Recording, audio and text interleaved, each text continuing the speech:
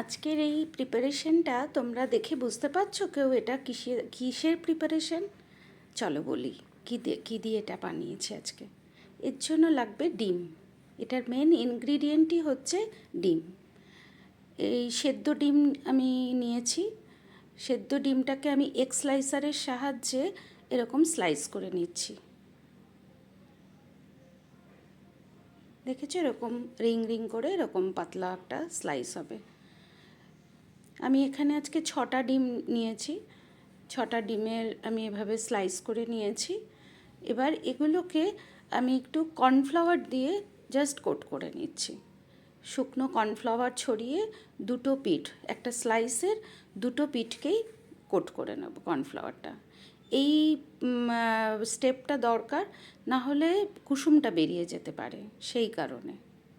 আর খুব অতিরিক্ত কর্নফ্লাওয়ার দরকার নেই, কারণ তাতে খেতে ভালো লাগে না প্রিপারেশনটা। সেই জন্য জাস্ট অল্প একটুখানি কর্নফ্লাওয়ার দু পিঠে ছড়িয়ে এরকম করে, এই যে দেখেছো, জাস্ট মানে এক্সট্রাটা বেরিয়ে যাচ্ছে।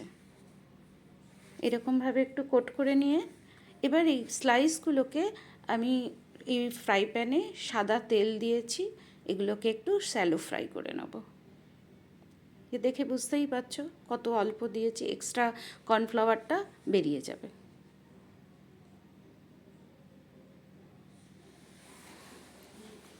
এবার এগুলোকে আমি একটুখানি অল্প এই তেলে জাস্ট এপিট ওপিট করে ভেজে নিচ্ছি।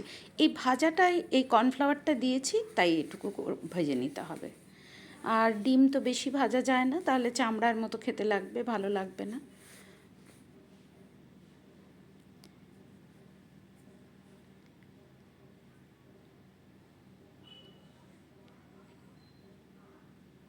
গ্যাসের ফ্লেমটাকে এই সময় মিডিয়ামে রাখতে হবে।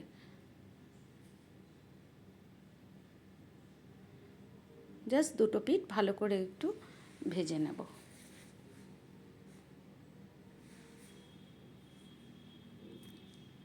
একটা দেখেছো, একটারও কুসুমটা বেরোয়নি, কুসুমগুলো খুব সুন্দরভাবে রয়েছে। যে এই জন্যই এই স্টেপটা এইভাবে করে নিতে হবে এই রেসিপিটার জন্য।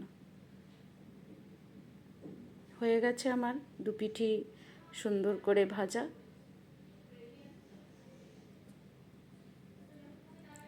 দেখে বুঝতে পারছো যে কতটা অল্প কর্নফ্লাওয়ার দেওয়া আর কত অল্প জাস্ট মানে আমি যে ভেজেছি, বেশি তেলও লাগেনি। হয়ে গেছে আমার এগুলো সব কটাই ভাজা। এবার ফ্রাই প্যানে আমি আরেকটু তেল অ্যাড করলাম। খুব অল্প তেল লাগে এই রান্নাটায়, বেশি তেলের রান্না নয়, ডুবো তেলে ভাজার কিছু নেই। এবার এর মধ্যে আমি একটু রসুন কুচি খুব মিহি করে কুচিয়ে নিয়েছি। মানে এই 6টা ডিমের আমি আজকে করছি এটা, তার জন্য এই ধরে নাও 6-7টা মতন আমি রসুন দিয়েছি। আর একটু আদা কুচি আর কয়েকটা কাঁচা লঙ্কা কুচি, সবই খুব মিহি করে কুচিয়ে নিয়েছি। নিয়ে এগুলোকে অল্প একটু নেড়ে ছেড়ে নেব। বেশি কোনো ভাজা মানে এমন নয় যে রং ধরতে হবে, খুব অল্প নেড়ে ছেড়ে আমি একটু পেঁয়াজ কুচিও দিলাম। এটাও তাই, ভালো করে একটু জাস্ট এপিট ওপিট করে একটু নেড়ে নেব পেঁয়াজটাকে। দিয়ে একটু নুন অ্যাড করব। নুনটা খুব সামান্য, কারণ আমি এর মধ্যে কিছু সস অ্যাড করব। সসেও যথেষ্ট নুন থাকে, তাই জন্য নুনটা খুব সামান্য একটু নুন দেব। এবার এর মধ্যে আমি একটু গোলমরিচের গুঁড়ো দিচ্ছি, আর একটু রং আনার জন্য আমি একটু কাশ্মীরি লাল লঙ্কার গুঁড়ো অ্যাড করছি। এবার যদি বাচ্চারা খায় বাড়িতে, তাহলে কাঁচা লঙ্কাটা স্কিপ করতে পারো, কিন্তু গোলমরিচের গুঁড়োটা দিও। গোলমরিচের গুঁড়োটা মানে গোলমরিচের ফ্লেভারটা এই রেসিপিতে খুব ভালো লাগে। এবার আমি কিছু স্প্রিং অনিয়নের যে সাদা অংশটা, সেইটা একটু পাতলা পাতলা রিংয়ের মতন করে কেটে অ্যাড করে দিলাম। সবগুলোকে খুব ভালো করে মিশিয়ে নিয়ে আমি এবার 3 রকম সস অ্যাড করব।